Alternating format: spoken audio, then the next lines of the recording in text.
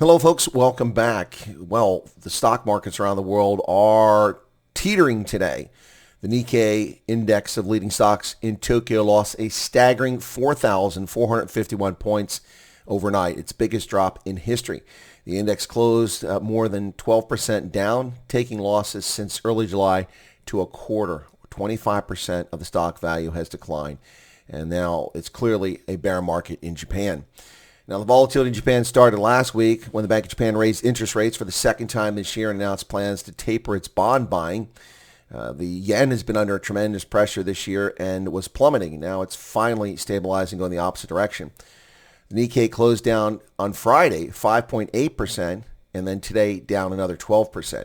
Now, folks are concerned in Japan that a rising yen would hurt Japanese companies because exports become more expensive. Fears of a sharp downturn in the U.S. economy have also raised expectations that the Federal Reserve will have to slash interest rates, which would make the dollar less attractive. Now, this comes as the Bank of Japan takes its interest rates higher to contain inflation, and that's boosting the value of the yen against the dollar and making Japanese export-dependent stocks much less attractive. But it's not just the previously plummeting yen or the slowdown in the U.S. and China. There are also significant security fears affecting the market. Japan is confronting significant challenges preparing to safeguard residents of the Sakishima Island chain in the Okinawa prefecture over growing concerns from communist China possibly invading Taiwan. If a contingency does occur, the government has an imminent plan to evacuate approximately 120,000 people to the Kyushu region and nearby Yamaguchi prefecture. But there are many issues that need to be addressed, such as securing sufficient transportation for 120,000 people. The government has also started mapping out full-scale responses. Beijing exhibits increasingly assertive behavior in the East China Sea and the South China Sea. China's behavior is having a knock-on effect that's affecting not just security concerns, but the economic market as well. And stocks around the world have reacted to the massive decline in the Tokyo index. The Stoxx Europe 600 index, it's a benchmark for Europe, fell 2.5% in early morning trading today.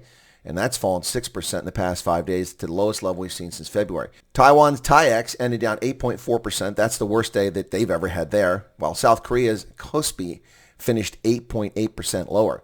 Australia's S&P ASX 200 lost 3.7%, and Hong Kong's Hang Seng Index, China's Shanghai Composite, were both down 2.3 and 1.3% respectively. China reported last Wednesday that its manufacturing index fell in July, signaling continued weakness in factory activity there. As I said, the yen has been coming back. It's up 12% from where it was just a month ago when it reached its lowest level in 37 years. Of course, it wasn't low like that during the Rugby World Cup in 2019. That would have been nice. Amazon on Thursday here in the U.S. Said earnings will be missed for the second quarter and had disappointing guidance for the third quarter. Intel also reported an income loss of $1.6 billion and a plan to cut 15% of its workforce to slash $10 billion in annual cost. Things are not looking good, folks. This is the economy Joe Biden brought us. This is what's so wonderful. Well, reality is beginning to sink in now as the decrepit old dinosaur totters to the end of his term. Oil prices have settled down a bit as it appears the economic activity is slowing. The Brent crude futures have dropped, and West Texas light intermediate crude have dropped more than 3% and are hovering at 8-month lows. And all of this, the stock market in Tokyo driving all of this, the interest rates in Japan, the slowing down U.S. economy. It's not just stocks, folks. It's not just currency. It's also cryptocurrency. Bitcoin is down 12% at just 53,000. So what do we take from all this? Well, we've been told it's the most amazing economy ever. And no, it wasn't Donald Trump that said that. That was Joe Biden. He told us how wonderful it is and all the great things he's done, when actually it's been completely opposite. Leftists who run the world run it into the ground. We've seen this over and over again. Every example out there proves just how incompetent these people are and how disastrous they can be for people's economic well-being. Venezuela, North Korea, Iran, Soviet Union, Eastern Europe, during the communist era. Take your pick. It never goes well. And it isn't just economic freedom. It's also political and social freedom that disappears when these people are in charge. It's time to send these bums packing, folks. Folks around the world had a chance to do this in South Africa. They half-hearted, made a slight effort at getting rid of the bums, but they're still in charge with help from others now. Here in America, we have a chance in November to throw them out. And I'm not talking about Democrats. I'm talking about Democrats and Republicans who failed the American people, doubling our debt in short order, driving us to near bankruptcy as a nation, irresponsible behavior, handing out money, allowing our borders to be crossed at will by criminal alien invaders, undermining the value of labor in this country with people who work illegally, driving down prices, pushing up the danger of housing built by criminal alien invaders who don't have licensed skills to be electricians, plumbers, masons, and things like that, carpenters.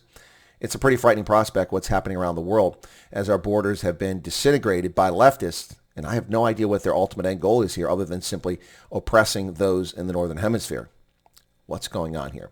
Anyway, folks, big news. The Tokyo Nikkei drops 12% in a single day. They paused trading at lunchtime, and the market is not looking pretty. We'll see what happens as the stock market opens here shortly in the U.S. Early morning trading, not getting any indication yet what's going to happen, but I would expect to see some sort of drop in stocks here in the U.S. today. Let's see what happens. Hang on, folks. It's going to be a bumpy ride until we get rid of these clowns in D.C., Paris, Berlin, London, and Pretoria. We can't get rid of them in Beijing. We got a president for life. Cheers.